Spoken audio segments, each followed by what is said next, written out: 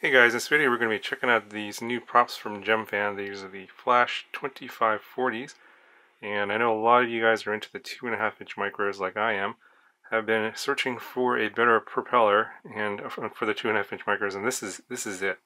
I think the search is over. I've been using the Rotor X 2535 props for a long time. They're a good prop, but they had a lot of issues. And this prop, I think, is the one to replace the Rotor X 2535. There are a lot of other 2.5-inch props out there, like the Racer Star 4-bladed, a couple of the ones. A lot of people are cutting down props, but I think, yeah, with this prop out there now, there's kind of no point in using any other prop besides this one. I think there might be certain applications for the Rotor X 2535, but I don't think I would use them anymore. But let me just show you what I was using before. So I was previously using these white ones here, and all these Rotor X 2535s come in two pieces like this. I guess you could say there's an advantage, like if you break this one section here, if this chips or something, you just have to replace the one two-bladed section. But what I was finding was that oftentimes in a crash, what would break would be the hub here in the center, and it would actually break in both of them. So I would end up replacing both pieces anyway. And then the other downside to this prop is that it's pretty expensive and fairly hard to find compared to the 2540 prop. So then I think this white one's discontinued now because this one was fairly brittle. I mean, basically, if you hit a tree or even landed hard in the grass, this prop would just snap usually. It would just snap usually here at the hub, or would just get these really nasty nicks, or would just bend and then it would be totally imbalanced. It would just vibrate. You have to replace it anyway. So I think they got rid of this one. I think this is just discontinued. Can't get this anymore. And they came out with this new formula here. I guess a different kind of polycarbonate.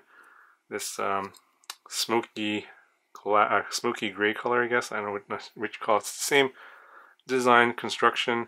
I think they beefed up the hub a little bit here, and they put a little bit more material here so that it wouldn't just snap off. And this one was a little bit more durable. Like you could bend it and bend it back, but probably only a certain amount of times before it would basically get it would just form these little waves in the prop, and at that point it would become unbalanced and pretty much unusable. But here's this one, I think I only used it for a handful of flights, and it started vibrating because the edges here got chipped, and can't really see it on camera, but you can feel it. And I tried, you try to like pull out the little nicks and stuff, but at some point the prop just starts vibrating and you can't really use it anymore, so I pulled this one off. And then this prop isn't as bad as the white one where it would crack here in the center, but this is just a weak point. But this would also suffer the same problem. In a hard crash, if it just didn't break here at all, it would end up cracking in the center here, and then it would cause an imbalance, and the prop would vibrate, and so you'd have to replace it anyway.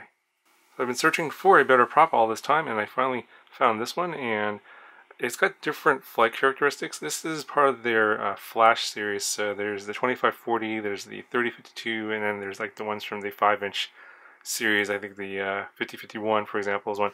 They all have the same similar design and shape. You have they're all three-bladed designs, and they have a little wider paddle here in sort of towards the hub, and then it tapers off and has this sort of like little bird's wing section where it kind of tapers down. But at the same time, when you look at the profile from the side, the prop also has a taper going downward here. And I think that produces more efficiency and makes the prop quieter. It's definitely a lot quieter than a bullnose prop. And so, it's kind of funny. This prop does fly differently from the Rotor X props, obviously. And in my opinion, I think that you get better low-end torque on the 4-bladed prop. So if you do a lot of quick turns or on a short track, this prop might be better on certain KV motors. But if you're a freestyle flyer and prefer flying freestyle like I do, I think this prop is better because on a higher KV motor, this prop can spin up faster and quicker, and you can get to higher RPMs faster. So basically the drone's going to move much more. It's going to be much more responsive on this prop if you do a lot of freestyle flying. So I guess kind of depends what kind of flying you like to do. I found that I can manage the throttle better on the lower end, especially on a tight track with the 2540 if I'm a little bit quicker on the throttle than I am with this one, because on the lower end I think the four-bladed prop's a little bit more responsive in terms of making changes, but I was able to adjust with the three-bladed prop by adjusting basically the way I fly and the way I manage my throttle. So this prop has plenty of power, probably as much or maybe more than the 2535 prop. And I think in some of the thrust tests I've been seeing out online and Facebook and stuff, this prop is actually more efficient. You get better top-end power with less amp draw than the 2535. So I think that's another advantage of this prop.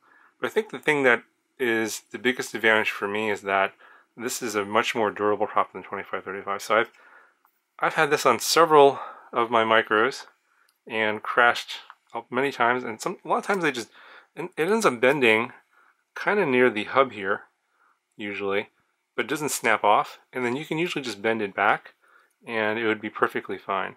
Now, they have a fair amount of material here. It's difficult to see in the video, but I haven't found one to snap off clean right at the hub here, because they do have a little bit of fillet, it's called a fillet, where there's a material where it's a curve here, so there's a little bit of a plastic to make the prop a little more durable.